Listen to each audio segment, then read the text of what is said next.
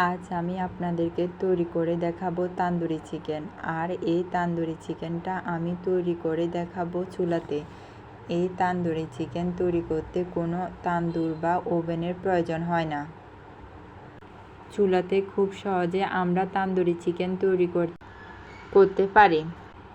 চলুন কিভাবে তান্দুরি চিকেন তৈরি করতে হয়। এর জন্য প্রথমে আমি সব মশলা মিশিয়ে নিচ্ছি। প্রথমে একটি বাটিতে 2 টেবিল চামচ টক দই নিতে হবে। তারপর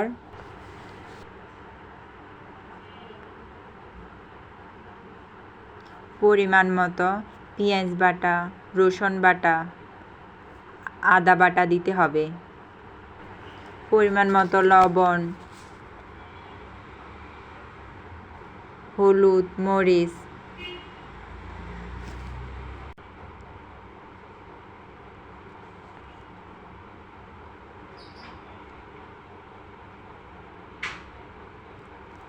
জিরা গুঁড়া, ধনিয়া গুঁড়া,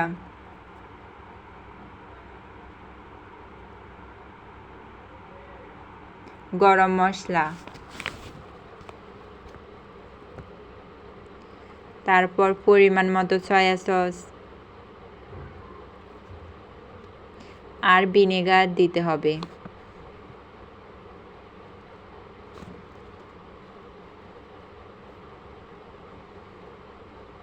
আর এখানে আমি একটু ফুড কালার দিয়ে দিচ্ছি। তারপর এখানে চিকেন তান্দুরির মশলাটা দিতে হবে।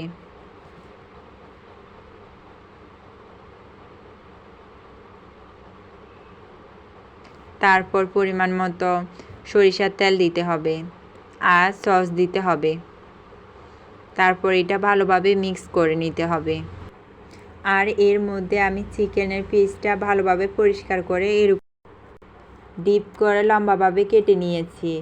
আর অবশ্যই চিকেনের গায়ে পানি না থাকে অবশ্যই খেয়াল রাখতে হবে। হাত দিয়ে খুব ভালোভাবে মশলাটাকে মেখে নিতে হবে, যাতে করে চিকেনের সব জায়গায় মশলা ভালোভাবে লাগে।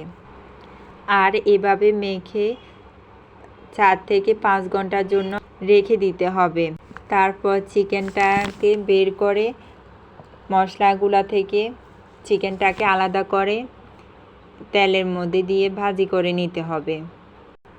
প্রথমে এক পিঠ দিয়ে তেলের মধ্যে 10 মিনিট, আবার ও পিঠ দিয়ে 10 মিনিট ঢাকনা দিয়ে ঢেকে দিলে তৈরি চিকেন তান্দুরি।